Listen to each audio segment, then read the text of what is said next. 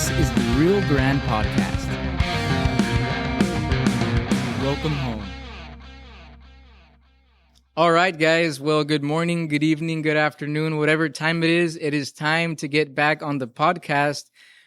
Today's a good day because we are spending some time with Mr. Nick Stacey, local wildlife conservationist and co-owner, specifically of Fragile Planet Wildlife Park, the newest, wildest attraction here in the Valley. So thanks for spending some time with us, Nick. Yeah, thank you guys so much for coming out. We're excited to be with you because we want to know what you got going on here. Because when my wife and I were in Los Fresnos like a few months ago, we stumbled upon a sign that said Fragile Planet Wildlife Park, and that looked like really interesting. It reminded me like of an Animal Planet vibe type of place.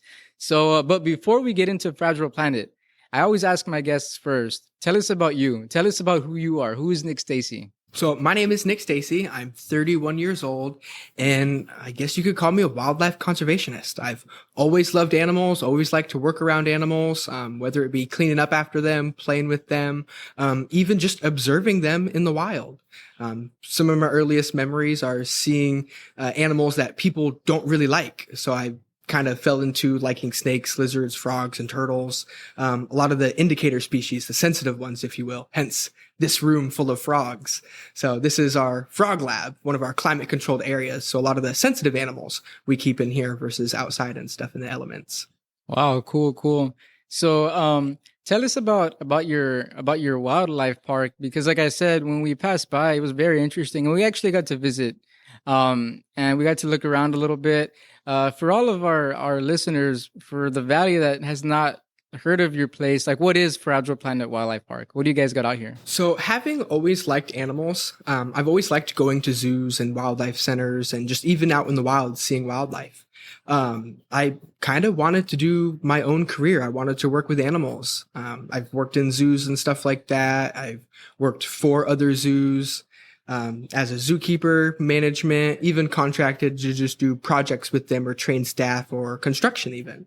And it's just turned into a career that was able to be carved our own way. Myself, my significant other, and one of our best friends, opened this facility up about 2 years ago. We've been federally licensed for over 13 years now, but this is the first couple years we've done anything open to public. Before it was just private conservation projects in our own time. We help with confiscations, we help with rehabilitation and stuff like that. But before it was just out of pocket in our own time, and now it's slowly growing and turning into a career. We kind of chose the Valley because the climate is really nice here, and some of the animals we keep and work with in the conservation initiatives are native down here, being ocelots, some of the really rare leopard cats that are native down here. So that was a really cool drive to bring us down here.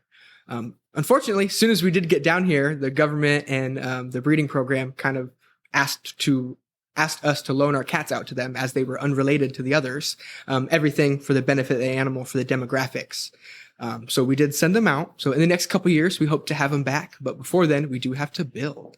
So we're not open to public fully yet. So people aren't able to come park in our parking lot and just come walk around like they would say a normal zoo. We do guided tours here. I grew up going to those big zoos, and it was really hard to find somebody to ask your questions to. We stick a person with you, so you can have somebody to ask all your questions to that can help give answers. If they don't know the answer, they can help find it later on.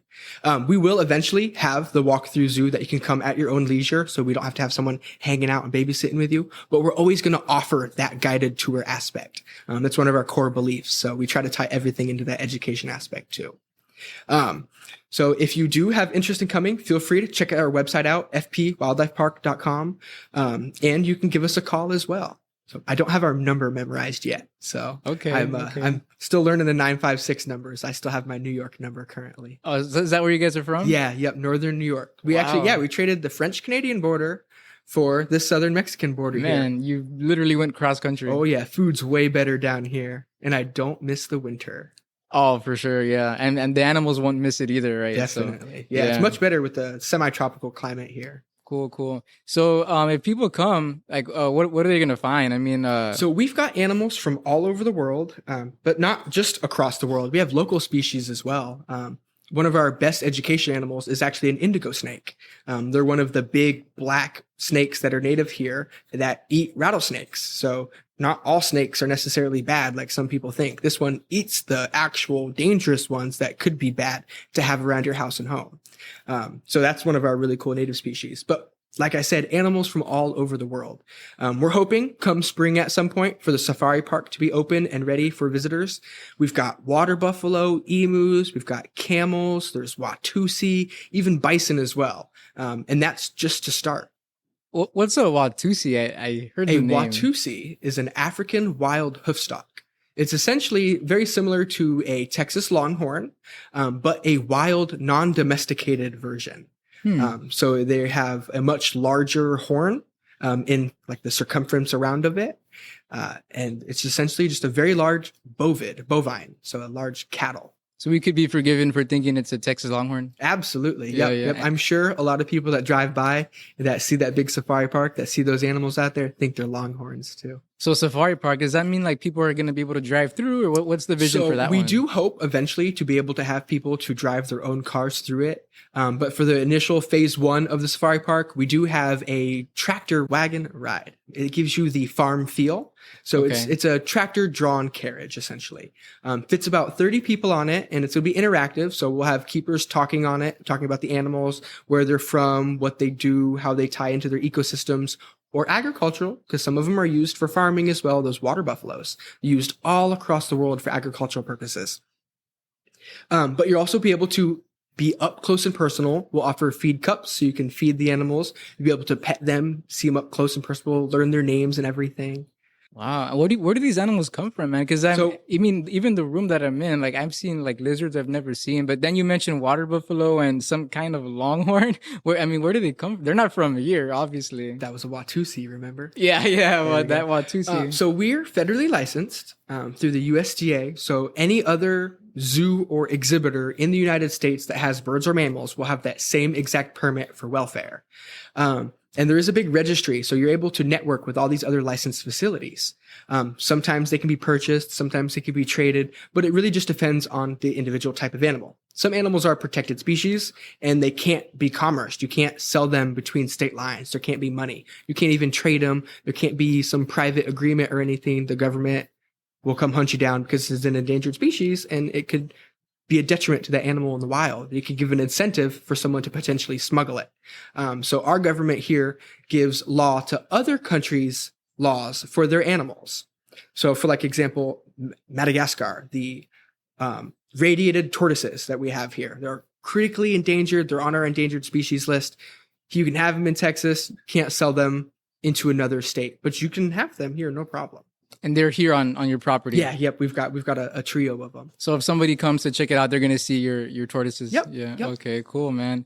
And I mean, looking at the scope of this facility or this area that you've got here, was this just like a hobby, like at first, or like did you bring all the animals for the business? So everything that's here right now is technically for the business, if that makes sense. Though some of the animals are personal animals. Some of the dart frogs I've had since 2007, 2008 when I was in high school. Your own work, your own thing. Yeah. I just liked frogs and liked lizards and stuff back then, and just got some frogs at a pet store, and I've had them ever since. Did you say dart frogs? Dart frogs. Yep. Poison Okay. dart frogs. Okay. Have you ever had any like accidents with some of your animals, like I've whoopsie been moments? bitten and scratched a couple times by some things. Not anything too terribly dangerous. A couple little monkey bites and stuff like that during veterinary procedures when you're giving them vaccines and stuff like that, or having to move them between habitats.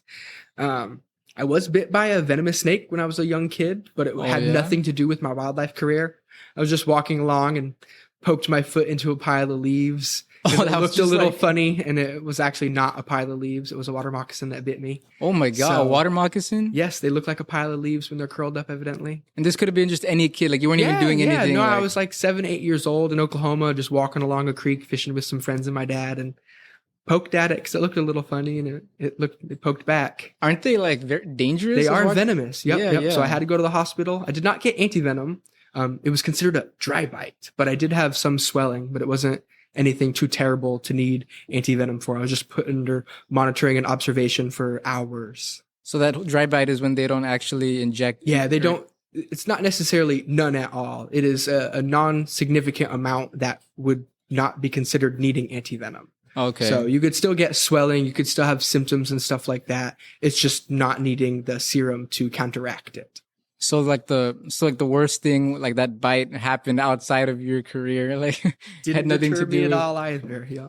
and that was before it all started. Yeah, anyway, yep. right? I was a kid. I had liked animals. I had a pet iguana back then and stuff. Wasn't allowed to have a pet snake or anything like that, but I liked them still. And you were never afraid, because I know you told us off mic that you worked with like big cats and like lions and tigers. Yeah, no, I've never really been afraid. Honestly, I call it my irrational fear, but I'm terrified to drive cars or trucks. Okay. My hands will sweat, my forehead will sweat. I start pitting, I get hot. I'll get a cold chill if I actually take off or something, or if someone walks by or something. But you could give me a cobra, I'm perfectly fine. Stick me in a cage with an angry big cat. You give me a crocodile and I've got no problem. Even an angry monkey, no problem. But driving a car or a truck and I get the sweats. Yeah. And on the contrary, I'm fine with a motorcycle. And that's even more dangerous than a car or a truck. So are you going to be driving the safari vehicle? I do drive the tractor, yes. Nice. Yep. Okay. So it's not my favorite thing, but I'm pretty good at driving it. So Yeah, because you're making the roads out there right now, yes, right? yep. For the It's safari trail. almost a mile long. It's just over 3/4 mile. So Okay, and in that little track, that's where everyone's going to see all the animals and everything. Correct, The yep. emus and everything like that. yep. So there's an entrance and an exit to the safari park. So it'll probably take 30 to 45 minutes or so. We'll go in. You'll start driving around. You'll go on a tour, see the animals out foraging, giving natural behaviors, whether they're jumping, pronking. That's how an antelope jumps, called pronking. Pronking. Yep, it's a really special jump. It's really cool. That little hop skip that they do. Yep. You're gonna have antelopes out there too. We will eventually. Yep. We want to get some black buck, which are a small species of antelope, and eventually maybe some bongo, which is a real big endangered antelope. So, but it takes time. We got to be careful how things are introduced. You got to be careful moving the animals. They can stress out real easy. And anytime you introduce something new, you just want to see how the herd acts with each other. You don't want to introduce an animal that's going to cause any antagonistic behaviors between everybody. So it's pretty intricate. It's a balance. Yes, definitely. Because you're literally like simulating the wild, right? Or yes, a little bit emulating different even, because some of these animals wouldn't interact in the wild with each other. Some of the American bison and the Indian water buffalo, they never see each other in the wild. So we'd have to make sure there's no diseases that could be transferred to each other that wouldn't be out of the ordinary for that type of animal in general. And as well as behavior as well, because we wouldn't want them to go beat each other up randomly either. So Okay. there's a lot that goes into it. And that safari is like separate from the rest of the zoo, right? Because I mean, I don't. For right now, yes. Okay. But I don't imagine you're gonna have monkeys out there, though, right? Like, No, correct. correct, Because you have correct. monkeys here. Yes, right? we do have non-human primates. Yep. Okay, cool, man. And that's part of the tour right now, Yes. right? Yep. So the safari park and the tour are separate currently. Okay. The safari park will be like an interactive, and the tour is more like a foot on the ground, if that makes sense. Are any of those monkeys any of the ones that bit you? Angela has bit me, yes. Angela has bit you? Angela has bitten me, Well, yes. who's Angela? Angela is a 29-year-old capuchin monkey. Is she pretty elderly? No. She's up there in age, but We can't even she like. doesn't show it. It can't even be like, oh, she's just an old lady. Like she just was misbehaving or something. We call her an old lady. She gets a little bit of special treatment sometimes. If we walk by and we have a piece of fruit or something for ourselves, we'll give her a little pinch of it extra outside of her normal diet and stuff, because she's a little older. But don't let it fool you. She's very active, very agile. She is a monkey at heart. Okay, so then we got to know that. Then how did Angela bite you? Like, what was that about? So Angela is one of the few monkeys that we directly interact with. She was raised by people, so she thinks she's a person. She's imprinted. She does not think she's a monkey. She was raised by people. She had her teeth taken out by her pet owner. It's like declawing cats. Back in the day, it used to be a common occurrence to declaw cat, to take teeth out of monkeys, or to saw and file the teeth down on wild animals or dogs so they can't bite or scratch as much. We do not like altering our wild animals. We like to keep them as wild. When you're federally licensed, it becomes illegal to alter those animals for human benefit unless medically necessary. So it's technically illegal for us to go declaw one of our cats or something like that. We'd get in trouble for that. There's no need to do that. It's not a necessity or anything. Oh, I see. I see. Okay. So, and that's the only mishap with these animals. Yeah. So just Angela. yeah, because we go in there and we're a little more free contact with her and stuff, she can get mouthy and stuff like that. Oh, and is that the worst? Oh, so the worst was the water moccasin, though, right? Yeah, is probably that the worst water experience? moccasin. Yeah, Okay. probably that caused the worst hospitalization. So I had to actually go to the hospital and be monitored for it and stuff. You've been hospitalized more than once Yes. for this type of thing? Yes. Oh man. Nothing serious. I got bit by a lizard once, and instead of just immediately going and washing my hand, I finished what I was doing, cleaning and mucking out a stall and stuff like that. So I got a real nasty infection when I was in high school from a lizard. But it was as simple as washing my hands after I got a little nip from it. And it wasn't even anything serious until it got infected. Then it became a concern. I had to have surgery to drain it, and that was it. So just in and out, outpatient. So not in the hospital monitored like the snake bite, just like a urgent care type situation. But I imagine these are kind of these things kind of come with the territory of a wildlife conservationist, even the right? most elite professional zoos with $100 million budget have these accidents. It's gonna happen. Yeah, it can be human error, not even animal error. They're wild animals. They can be unpredictable at times. There's been times where a zookeeper have accidentally opened a gate and let a tiger in with another zookeeper because they didn't know where their teammate was. That type of situation, like anything can happen. We've been very lucky, knock on wood, so far that we've been very vigilant on keeping track of everything. We use 2-person protocols. We communicate. There's no assumptions with anything like that. So that's actually that's very true. With our venomous snakes, a lot of places have venomous snakes. You can own venomous snakes in the state of Texas, but not everybody has proper protocols. We've got an outline on how to handle, when to handle, and where the hospitals are, what antivenom to use if necessary, and everything for our species. Okay. We're going to handle our venomous snakes during hospital hours. We're not going to handle our snakes during the middle of the night that somebody from the ER has got to be called into work and add a delay to that situation. Oh, wow. So during our hours of operation is when we handle, feed, clean, and service our venomous snakes. And you got to take all that into consideration. Under lock and key. Yep. If there's a poop, if there's a pee, if they shed their skin, well, they kind of poop and pee at the same time. But if there's waste, if there's a shed skin or anything, can wait till the next day. And if it's an absolute emergency, we can call our vet in to come here for that situation. Wow, man, you got to take everything into consideration. I mean, like I said, I guess that comes with the territory. And I wanted to ask you, because I mean, being here in the Valley, one animal that a lot of us here are either aware of or already fond of is the ocelot. Right. And then when I saw your Instagram account, it said, I love ocelots or something like that. You pulled up on your Jeep. You had an ocelot on the license plate.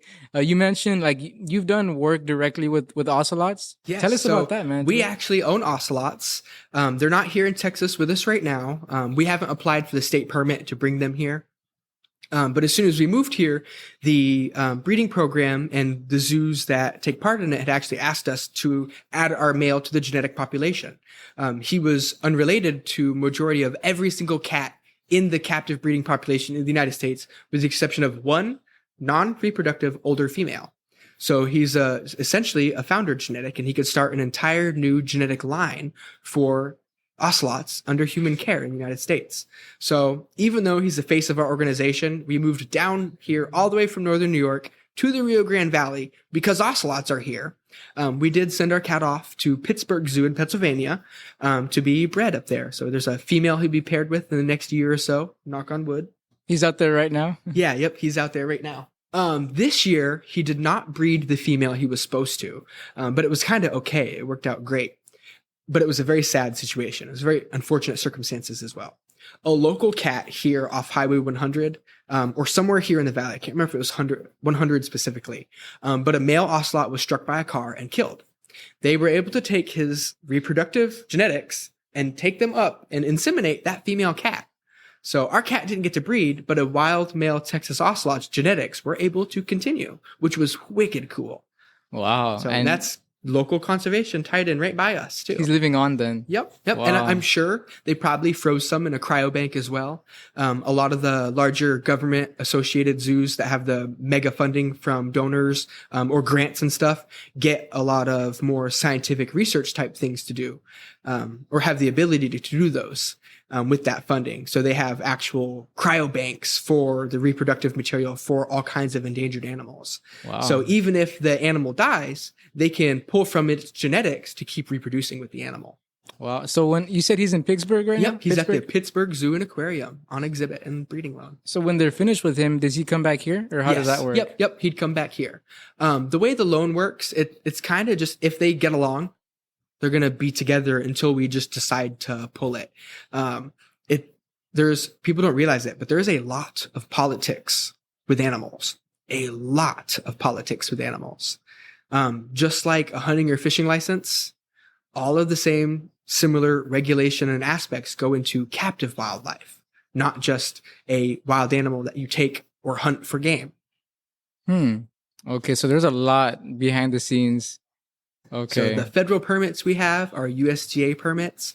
They're the same permits that AZA zoos have to operate. And those are the most elite zoos within the United States. They have the most funding, the most scientific research and education tied to their organizations than any other organization or any other public zoos. But without the federal USDA permit, they cannot operate with mammals or birds. And you have that here? Yeah, but you have the same permit. Wow. We've actually had a perfect inspection report for the last long while. I think the worst thing we've ever gotten actually written up for was like tall grass and stuff like that. Oh, yeah. So, yeah, it's been knock on wood again. They're being nitpicky. So far, so good. Yep. Good, man. Wow. And so what's the vision with Fragile Planet Wildlife Park? Like, what do you want it to become? We try to be as community tied as possible. You could want to do whatever you want, but if you're not going to do something that the community likes or wants to be a part of, you may struggle.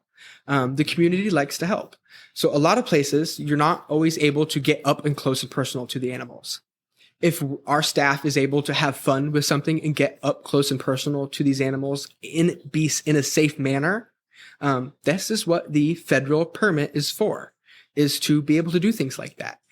So it's similar to how a lot of the larger zoos, you can go interact with flamingos. You can feed the flamingos. You can go see the kangaroos up close. You might be able to go get a picture taken next to a parrot that they have out that was once somebody's pet or an education animal to teach about their species. And we want to be able to do the same things. Okay, so I mean, yeah, so you're big on education here, for sure. Yep. So it's like, it's not just so you're not just exhibiting animals, you're teaching us about. Correct. And a lot of these are exotics, right? Yes. Is that most of what you have, exotic animals? Yeah, most of them would be exotic animals. Yeah, cool. Some of them are relinquished pets or from the exotic animal trade, but a lot of them are tied to conservation initiatives too. Cool. A bunch of our little and tiny endangered amphibians are from laboratories in their country of origins, Colombia, Ecuador. Some are even from our projects, which are wild caught from Suriname. We're the first place in the entire world to ever breed and reproduce the purple toads, Atelopus barbotonii.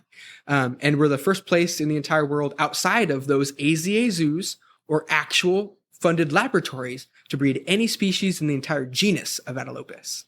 Wow. So that was a really cool thing that got our name on the table and on the world for some of the frog conservations. And supporting the laboratories in those country of origins, a lot of these frogs are critically endangered, and it's from a fungal disease that's wiping them out, and it's still currently wiping them out today. So these laboratories are breeding and researching and learning about these animals. And when they're done learning about them, used to have to euthanize them, and they'd call them off. They'd preserve them, put them in jars, study them in museums, or just cremate and destroy them when they're done, per the stipulations of the permits. In modern times, they're finding out that they can cut off the black market and sell the animals legally off of a permit from the country of origin and stop the illegal collection and black market smuggling of those animals, and take that funding and use it for research and to continue conserving those animals, versus it just disappearing into another black market somewhere else. That makes a lot of sense. You're killing two birds with one stone, or more, actually. And it's been coined conservation through commercialization.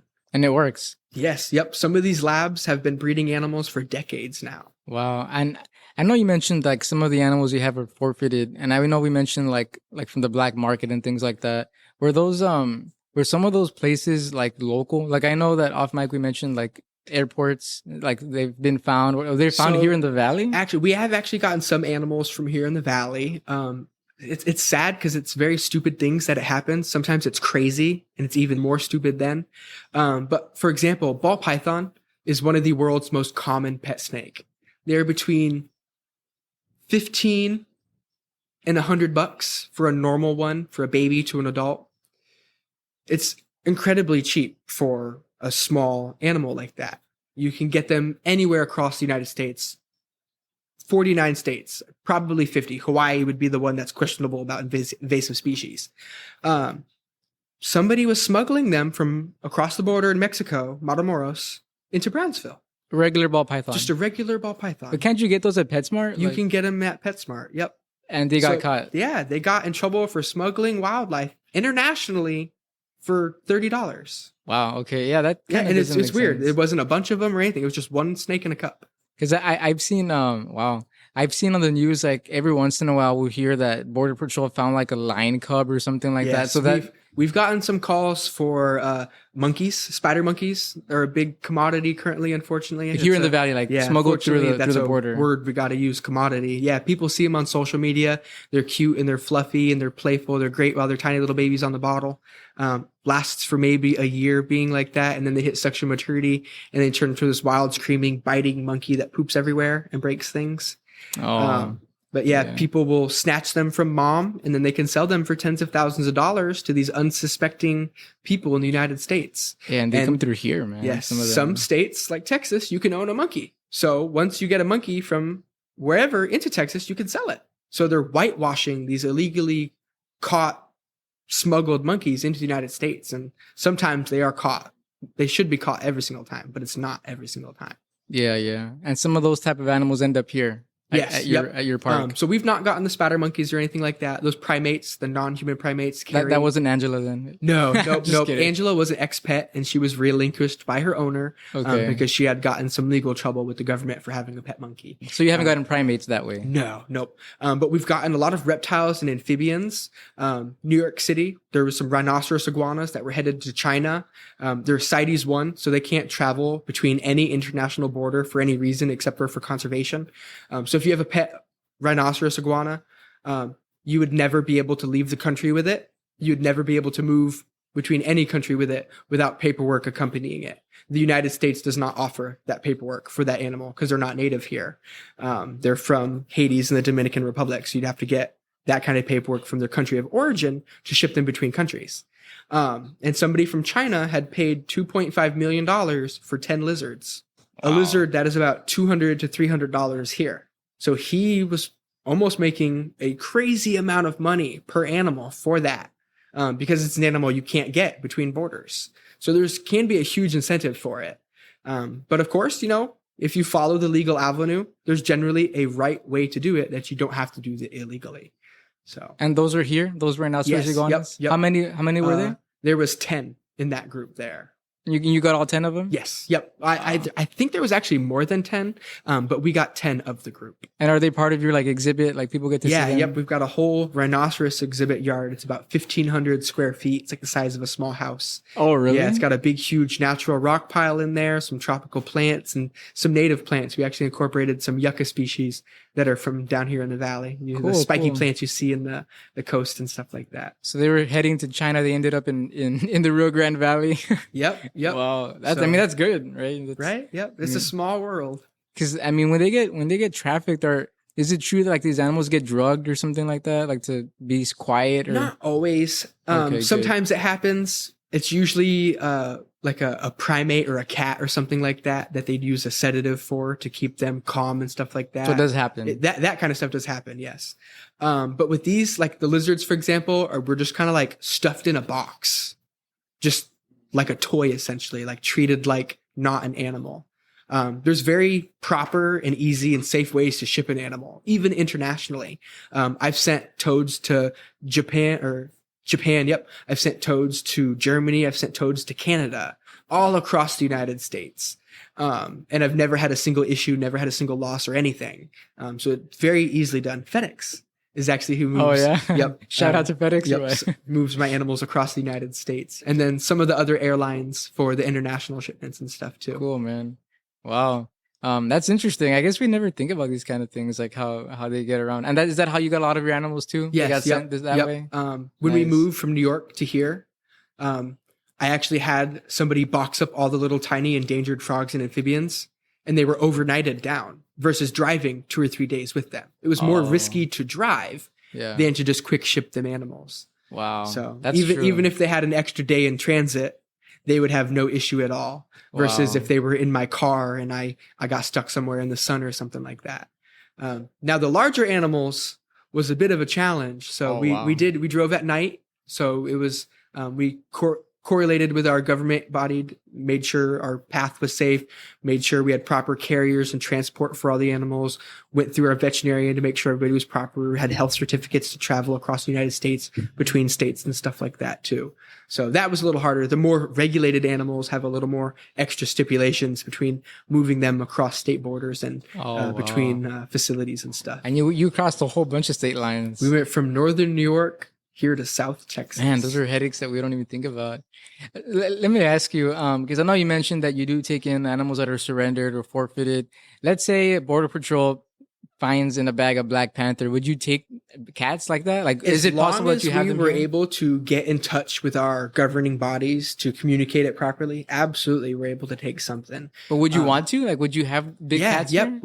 We almost took some of the spider monkeys that were caught this last time, but the government in Mexico had them sent back across the border, so they didn't even get sent to a facility in the United States at all here.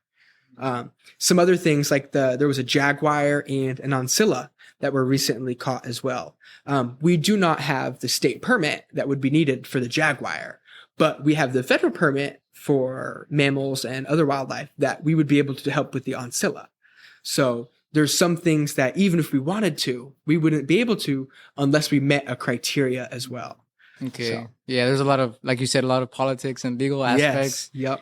And is it possible? Is it possible that, like, if someone comes to wildlife, Fragile Planet one day, they're gonna see like a tiger, like some kind of puma or something like that? Is that in your plan? Yeah. Well, hopefully in the next couple of years, knock on wood again, we'll actually bring our ocelots down back into the state. So I think that'll be the first cat we have down here. But yeah, definitely some large felids in the works. Because you have experience for sure working with the large cats. You've worked with tigers and lions, right? Yes, so. I've worked both free contact and protected contact, hand reared and parent reared. So I've worked both sides. I've worked the side that would potentially release animals to the wild for conservation, and I've worked with the captive setting that those animals could never be released back to the wild. Wow. Unknown genetics or hybrids in captivity is a thing. We learn a lot with our technology. You can test an animal's genetics nowadays and see if it's pure species or a hybrid. Back in the day, two animals look similar. We'd breed them together because they look similar. They might not always have been that similar just by the looks of it. True, and you wouldn't know it till now when we can test for it. And we're excited for you to have the ocelots down here. Because, I mean, there's people here, like, I'm sure, like, serious enthusiasts, like birders, wildlife, animal lovers that have never seen one, because they're so hard to find out here. Mm-hmm. We have like Laguna Tascosa. We have places where we can find them, but they're so rare, and it's such a gem in the valley. Like, I can just imagine, because we don't even have one at Gladys Porter Zoo. I think they may have just recently gotten one. Really? Well, I mean, historically they have not. Yeah, had one. Historically they haven't, and that's one of the reasons why. Like when we were looking around, like where to move to the south. The furthest south point in Texas, there wasn't one at the local zoo there. The closest one was Victoria, Texas. Every time there was a conservation program here in the valley, the education ocelot at Victoria Zoo is actually the one that comes down here too. Oh, they have one up there? Yep. And before that, It was Ohio. So Cincinnati Zoo used to bring their ocelot all the way down here to the valley to do education programs because there wasn't one here. Wow. That's where Harambe ended up, right? In Cincinnati? Yes, yep. He was actually born at Gladys Porter's Yeah, Zoo, yeah, I so know. he's a local animal. Yeah, That's really he's cool. Unfortunate circumstances. Yeah, I mean, he made national headlines for the wrong reasons, though. Yep, a very sad situation. It was really sad. I think he has like a plaque at the Gladys Porter's Yes, now. yep. He Yeah, does, right? I can't remember if they still owned him. I knew he was over there, but I think it was just a breeding loan. I think he was still maintained, and he was a Gladys Porter zoo animal. So it was definitely a heartfelt situation for all those keepers and staff over there. Yeah, I heard that he was over there off a loan. That's what I heard. That's what I collected. Yeah, it's a little bit different for big zoos like that. Like, there's not one person that owns the place. Like here, me and Tyler and our friend Gabriel own this facility and the animals. Mm-hmm. They're more of an entity that is like the nonprofit owns everything, but it's a coalition. So some of their animals may be owned by another zoo, even in another country. They work with the Galapagos government, even for the Galapagos tortoises as well. Oh, wow. And I got another question just to pick your brain, or just to get a feel, our listeners get a feel of what the park you got here. Is there any hands-on experiences with any of the animals here? Yes. So we try to make it a point to have a lifelong experience. We want to give you something you're going to remember for the rest of your life. There's always going to be some form of animal here that you're able to get up close and personal to and potentially touch, as long as you're going to be comfortable with it. Whether it be a turtle, a frog, a snake, a lizard, I said turtle again. I really like turtles there. It could even be a bison, a buffalo. You never know. One of those may come up and eat out of your hands, but it's always up to them.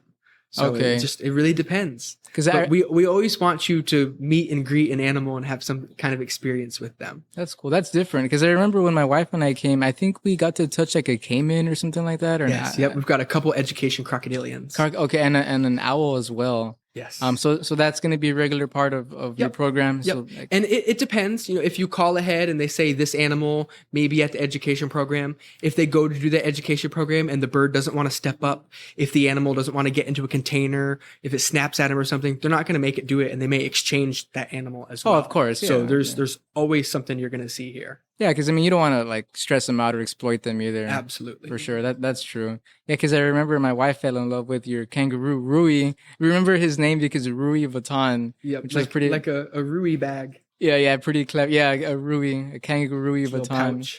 And you're planning to like start like you said a mob, right? Yes, that's what it's called. We'll grow a mob of kangaroos. Okay, so now for everyone who didn't know that, like a pack or a herd is called a mob of kangaroos. I think it's like an army of toads as well. An army of toads? Okay. Do you have an army of toads here? Right now, probably about 150 of them. But peak breeding season, there'd be a couple thousand. Oh my gosh. They lay a lot of eggs. But it's survival of the fittest. So not every single one of those will grow up to be an adult toad.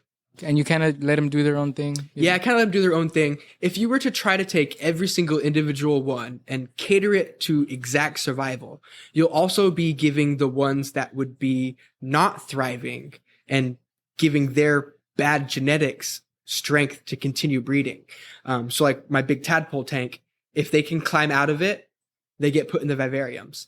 But if they do not climb out of it, they stay in there and they become part of the nutrients for that environment. They grow algae for the next generation. Oh, I see. Okay. So you are letting it be as wild as possible, the whole like natural selection and everything. Now, like that. We can't do that with everything. I can't let a coyote go eat my water buffalo baby. I do have to safeguard some things. Have you ever had issues like that? Like with animals we in do danger? have to keep track of things that could be predators. We have had some things be predated on and stuff like that. Some things can be just completely out of your control.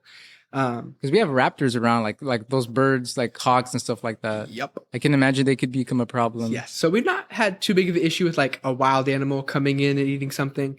But we've had mixed species exhibits where things do predate on each other.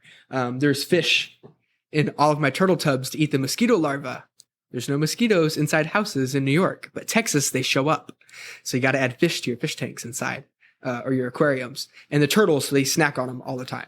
So the thing with the mosquitoes, Texas has such a bad mosquito problem. I don't even want to call it a problem. They're native here. They're just like, there's just a lot of mosquitoes. When they come inside, they don't just die immediately. They still survive. So if you have a body of water inside your house, like I do, I've got probably 4,000 gallons in my house.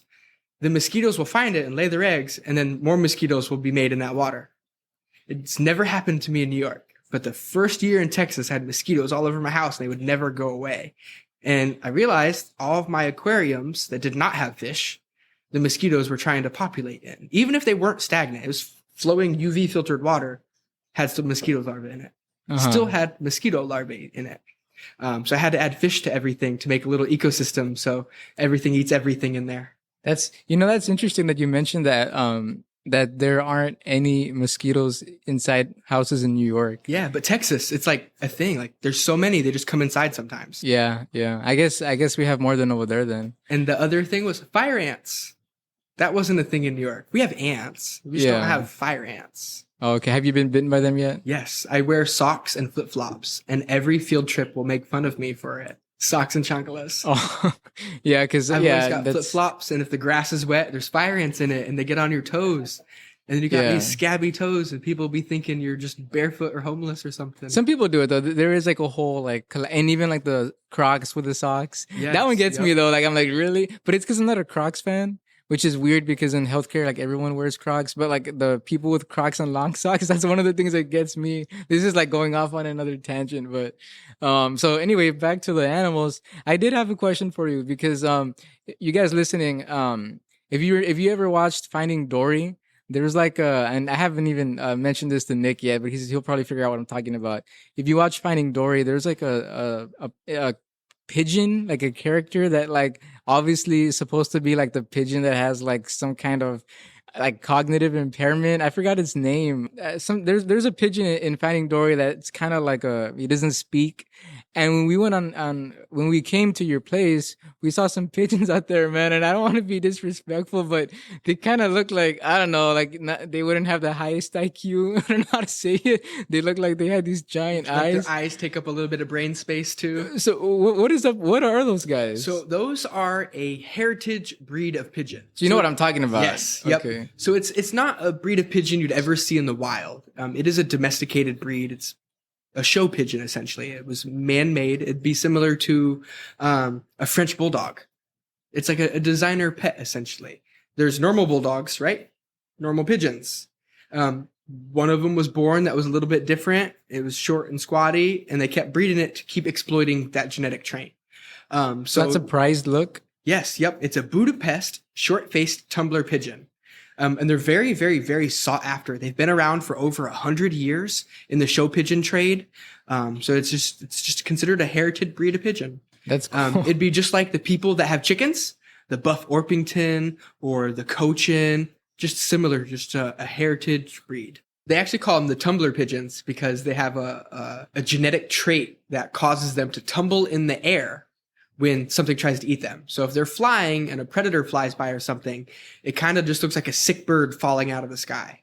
And it's because a lot of predators don't eat other sick animals. Oh, smart. So this sickly looking flying bird, the bigger birds aren't often going to eat it because they might get sick too. Oh, man. So, okay, I take that back. They might have a higher IQ than I thought. I don't think it's intentional. I think it's a genetic defect. Oh, man. Okay. Yep. One bird did it and it survived. So then they all like it survived. So the genetic trait kept going. Yeah. And just to put it out there, I personally, like, I would love to have one of them because they look like that. But whatever, let's not make fun of those pigeons. But they were so cute though. Like you guys will see them out here. I guarantee you probably haven't seen one. I guarantee you haven't seen one of those pigeons. And we have a whole bunch in the valley. But that's just one more. And I think that pigeon was probably near Angela, because if that's the monkey that I'm thinking of, look for the pigeons, you'll see them. I got to ask you, man, you've been here, how long have you been in the valley? We've been in the valley since 2018. What do you think about the valley? I love it. I still have to learn Spanish. Rana and Sapo is about all I've got so far. And hola. I can say hello. Okay. But I haven't gotten out much is the thing. The pandemic was when we moved down. Oh, yeah. So we were isolated. And then we've been so busy with construction and stuff that we've just not gotten out in the community. We've got some good local friends and stuff like that. But most of them aren't perfect, fluent speaking Spanish people that I'm able to learn from. And I learn much better from someone than through a book or something like that. True.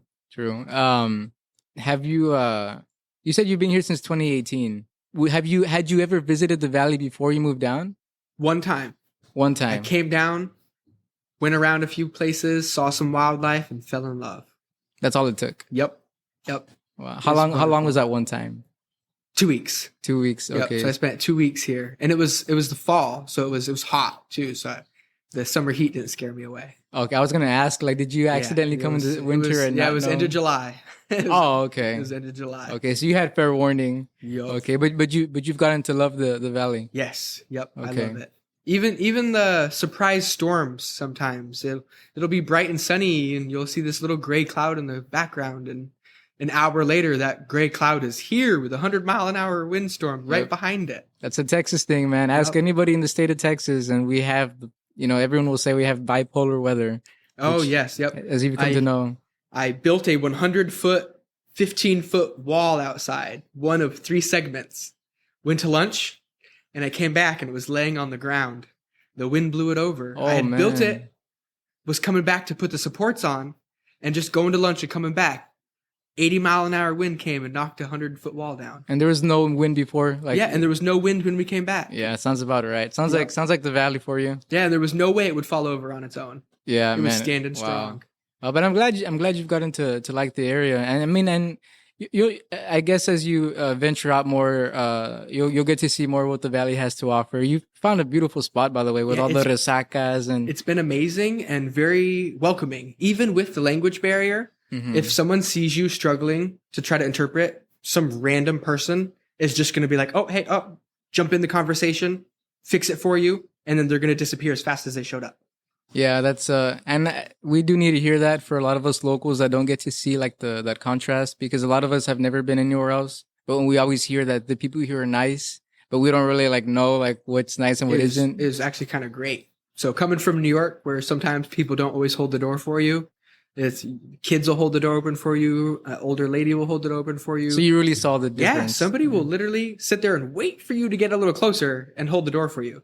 In New York, maybe it's just because it's cold up there like that, but people just close that door right behind them. Yeah, that's cool. Yeah, because I guess we don't think about it. It's like second nature, but that's nice to be reminded that it's a warm place that we live in. Another big thing, the beach. You can drive on the beaches here. If someone gets stuck. Oh, yeah. The first person that comes by with a 4x4 is helping getting them right out. You won't be stuck very long. Yep. Nope. Yeah. And that's another thing. Like in Texas, the beach is considered highway, I think. So that's not the case everywhere.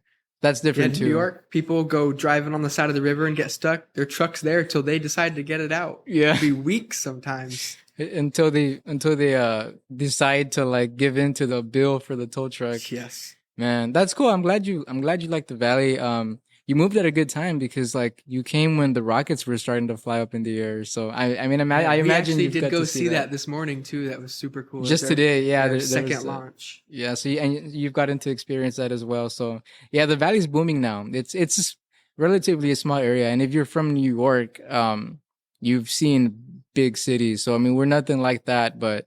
The valley has a lot of beauty, in its own right. A lot of nature. It's a little bit bigger here than where I was at in New York. I was up on the northern border, so I wasn't too close to the city. So okay. I've only ever driven past it once. I've never gotten to go to the city myself yet. Oh, okay. Wow. Okay, cool. So that makes 2 of us. Yeah, I missed out on the concrete jungle in my New York time. Yeah, well, I mean, the life that you're living, you were in the right place though, because you were out my own little jungle. You were out with the animals, man. Yes, definitely. Unfortunately, getting bit by water moccasins, man, that's a crazy story. The craziest part is it had nothing to do with your career. Like, honestly, it was mind-boggling. Just I feel like it maybe helped me like snakes a little more. Yeah, I did a lot of research on it. Yeah, stay away from the rattlesnakes here, by the way, because they're out here. I've got a timber. Oh yeah. Yep. Okay, well, yeah, you are a lover of animals. There's some copperheads and some bush vipers from Africa right there behind us too. Yeah, actually, I saw the bush viper that you pointed to. It's like the orange guy. Yes. Yeah. Yep. All right, well, guys, you got to come check out this place. It has a nice feel to it because it doesn't have like I don't know how to say, like a commercial corporate feel to it. Like these are real people with real animals that have a real purpose, that actually love them. So check out this place in Los Fresnos. It's still, this place is still being built, right? Like it's nowhere near. I was out on a tractor digging post holes for fencing and stuff. Today. Yeah, today. Yeah, today. And this place is still in its infancy, but that's the amazing part of it, that it's still in its infancy. It's growing a lot. So come check it out. Fragile Planet Wildlife Park here in Los Fresnos. It is not too far away. Perfect Saturday, perfect weekend. Are you guys open during the week? So currently, for winter, we are doing weekends only. Okay, cool. So come out on the weekend with your family. You will see some animals that you've never seen before, and then you'll probably see like a house cat here and there, which is a nice little mix. So anyway, we got to meet another local. We have our own like Steve Rowan here in the Valley, guys. So if you didn't know that, you do now. Mr. Nick Stacey. I want to tell you, man, thanks for being with us. Absolutely. Thank you guys so much for coming out. And keep your eyes peeled. You may see us on the news, you may hear us on the radio, or you may see a billboard coming soon. And you may see an ocelot in the future. As well. You will see an ocelot at some point. So anyway, thanks for allowing us to be here. We're going to say hi to Angela on our way out. And we'll talk to you later, man. We'll keep in touch. Thanks again, and take care. Yes, sir. Thanks for spending some time with us today. Don't forget to follow the show on social media for updates on episodes, interactive content, and more opportunities to grow together. We'll see you again next week on your podcast, the Rio Grande Podcast. Stay safe. Take care.